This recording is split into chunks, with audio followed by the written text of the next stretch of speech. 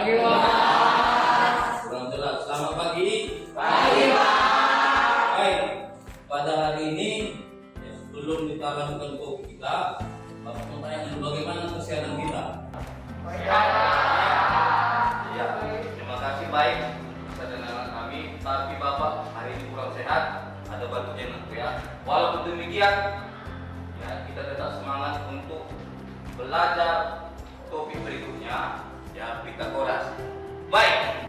Kalau kita lihat slide mengajar ini, maka awalnya nanti Bapak akan tanya karena sebelumnya sudah Bapak siapa tahu Pitagoras berkebangsaan apa?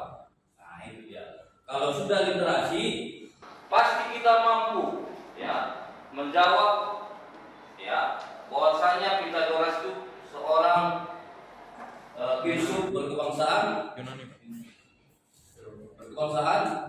Yunani. Ya, baik. Maka di topik ini kita bakal membahas segala sesuatu tentang Pitagoras. Nah, dari literasi kamu pasti sudah tahu ya bagaimana biografi Pitagoras. Ya, perlu kita ketahui dan mungkin kita sudah baca, sudah literasi bahwasanya Pitagoras bukan yang pertama ya yang menemukan perhitungan itu. ya 1000 tahun sebelum Pitagoras lahir. Artinya bangsa Yunani telah menggunakan perhitungan ajaib ini Pitagoras. Tetapi Pitagoras dinyatakan penemu ini kenapa? Karena Pitagoras membuktikan dengan metode matematis ya, dengan metode aljabar, maka diakuilah Pitagoras adalah penemu ya, maka dinamakan teorema Pitagoras. Baik aku Bapak mau tampilkan dulu bahwasannya soal hoax ini ya sebelumnya prasyarat harus tahu kita ketika kita belajar Pitagoras. Syaratnya adalah ya saya minta Bapak untuk ambil slide-nya. Ya ini ya materi prasyarat bahwasanya kita harus tahu mencari luas persegi. Kita harus tahu mencari luas segitiga. Kita tahu mencari kuadrat suatu bilangan, akar kuadrat suatu bilangan, persamaan linier dan perbandingan senilai. Ya, kalau tidak tahu ini sebelumnya maka ini ya kita akan terkendala dalam menyelesaikan Pitagoras itu. Ya, Bapak yakin ini sudah bisa mempelajari. Maka nanti di kelompok Bapak saudara aktif semua akan tuntas semua menyelesaikannya. Ya, baik. Pengertian dulu nanti ya. Untuk kita ke materi berikutnya, maka suatu segitiga siku-siku yang selalu berlaku luas persegi pada sisi miring atau hipotenusa atau sisi terpanjang ya. Hipotenusa itu ingat itu adalah sisi terpanjang sisi siku-siku, segitiga siku-siku ya. Sisi miring segitiga siku-siku sama dengan jumlah luas persegi pada sisi yang lain yaitu sisi siku-sikunya. Dengan perkataan lain, kuadrat sisi miring adalah jumlah kuadrat sisi-sisi yang lain. Pertanyaannya, apakah teorema Pitagoras ini bisa digunakan pada segitiga lancip? ya, gimana? Segitiga tumpul? Tidak. Maka kita tahu juga harus tahu menentukan jenis segitiga kalau diketahui 3 sisi-sisi segitiga. Ya, gimana itu? Bagaimana kita menentukan segitiga siku-siku jika diketahui 3 sisi segitiga? Kalau nggak tahu kita, maka ini mustahil. Ya, menentukan jenis segitiga, maka kita ambil jenis segitiga siku-siku. Coba ada yang tahu? Ya, siapa yang tahu bagaimana kita menentukan jenis segitiga? Nah, coba Nako. Kalau segitiga lancip itu dia segitiganya sudutnya itu di bawah 90 derajat. Kalau siku-siku itu ada segitiganya yang sudutnya itu 90 derajat. Kalau tumpul sudutnya itu di atas 90 derajat. Baik, ya. Terima kasih Nakku sudah memberikan jawaban. Ada yang lain? Ya. Baik. Ya. Jenderal bagus mengasih jawaban itu ketika sudutnya diketahui. Iya kan? Ini Bapak bilang tadi kan sisinya. Sisi segitiga, 3 sisi segitiga diketahui. Bagaimana kita menentukan jenis segitiga itu? Ayo. Ada yang bisa? Maka oke, ya supaya nanti jelas ya di LKPD-nya, lembaran kerja nanti kita tahu mengerjakannya, ya. Maka Ya, dari praktek kelompok nanti, ya, kita akan menemukan itu. Ya. ada nanti misalnya 3 persegi, ya, yang luasnya misalnya 3 satuan berarti 9, 16 misalnya. Lalu ada lagi misalnya Yang 25 luas, satuan luas. Lalu kita gabungkan akan dapat segitiga, dapat nanti segitiga. kalau sama dengan jumlah kuadrat sisi yang lain, itulah siku-siku. Kan itu tadi ya teorinya kan. Jumlah kuadrat sisi miring adalah, ya, berarti C kuadrat sama dengan jumlah kuadrat sisi yang lain. Berarti kalau lancip kurang dari C kuadrat kurang dari A kuadrat tambah B kuadrat. Kalau tumpul berarti C kuadrat lebih dari jumlah kuadrat itu sisi yang lain. Ya, sudah ingat ya, paham ya? Baik, itu dia nanti. Supaya itu diingat. Bagaimana kita mau masuk dia kalau itu pun kita nggak mampu, ya kan? Ya, baik. Coba kita lihat karena soal coach itu tadi. Soal yang pertama, kita lihat dulu di layar.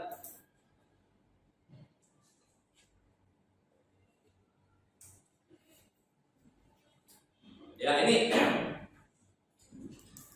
sebuah tangga ada di sebuah ruangan, ya, Terletak di sebuah ruangan. Kemudian tangga ini akan digunakan untuk mengambil sesuatu di lantai 2. Ya, kita tahu jarak lantai 2 ke lantai 1. Diketahui ujung tangga, jarak ujung tangga ditarik tegak lurus tinggi daripada lantai 2 lantai 1. Ya, maka ditanya katanya berapa tinggi tangga. ya, ini setelah kita nanti di kelompok soal vaksinnya akan Dapat kita jawab ketika kita tahu kita prinsip-prinsip, ya, dasar teori dari Pythagoras tersebut. Ya. Maka mind mapnya yang kita bahas nanti ini adalah yang pertama itu definisi, kemudian pembuktian rumus Pythagoras itu, lalu kebalikan dari teorema Pythagoras. Selebihnya maka di pertemuan berikutnya, ya, sifat-sifat dan pemecahan masalah. Baik, soal coach berikutnya ini aku. Ya. Seorang tentara sedang dalam misi penyelamatan wisatawan yang terjebak di atas sebuah menara pengawas yang berada di lepas pantai. Yang ditanya dalam soal itu adalah berapakah panjang tali yang dibutuhkan untuk menyelamatkan wisatawan tersebut, ya. Berapa panjang tali? Itu dia. Baik. Maka akan Bapak bagi kelompok. Kelompok ini sudah Bapak bagi menurut heterogen. Ya. Maka nomor urut Bapak bagi dengan 30 ya. Maka Bapak bagi 5 kelompok. Dua sakit Pak. Ya. Berarti 20 ya. 28 Pak kelompok aja ya. Ya sudah Bapak bagi, berarti urutannya nanti bagi kelompok yang aku buat dulu meja di sebelah sana. Ya. Kita kelompokkan setelah Bapak pilih saya heterogen nomor urut 1 dan 7 di sini sampai dengan GP. Coba bentuk kelompok yang aku. Ya, berikutnya Gideon sampai dengan Jessica.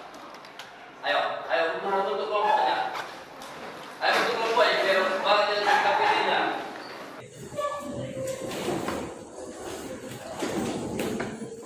ya, berikutnya Jocelyn sampai dengan Marsha. Selebihnya bentuk kelompok yang baru. Ya, selebihnya bentuk yang baru. Kalau buat ada bagian buat berpindah.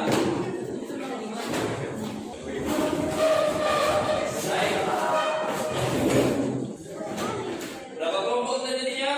4 ya. 4 atau 5? 4. Baik. Ini Ren bagi LKPD-nya bagi satu kelompok satu besar, satu lembaran kerja, nanti kita gandakan. Sudah?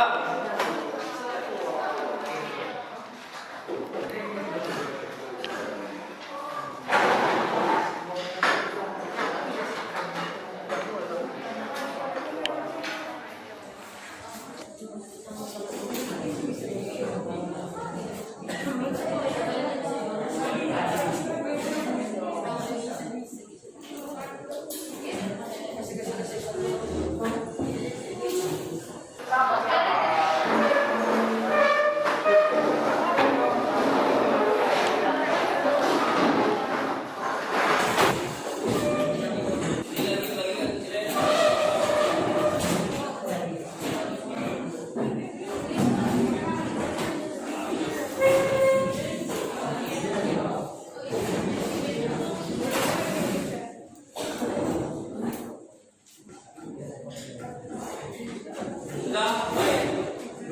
Ya, LKPD ya, lembaran kerja peserta didik LKPD sudah ada sama kita di kelompok, maka selama 15 menit ya, kita kerjakan, nanti kita presentasikan ke depan satu persatu. Oke. Pemaparan semua kelompok tadi aku ya, dari kelompok 1 sampai kelompok 4 sudah kita lakukan dengan baik. Dan kepada kelompok yang diberikan masukan oleh teman dari kelompok lain, tolong kita tambahkan supaya hasil kerja kelompok kita itu lebih bagus. Ya, itu dia. Baik. Berikutnya terima kasih atas perhatian kita semua di dalam pertemuan ini, sehingga materi yang pertama kita dorong boleh selesai kita lakukan.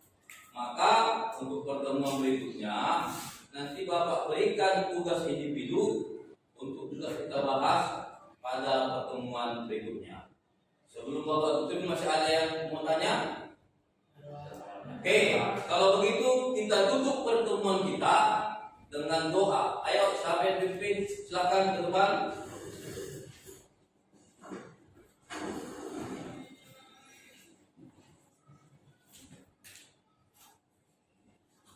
Bapak Guru dan teman-teman, sebelum kita mengakhiri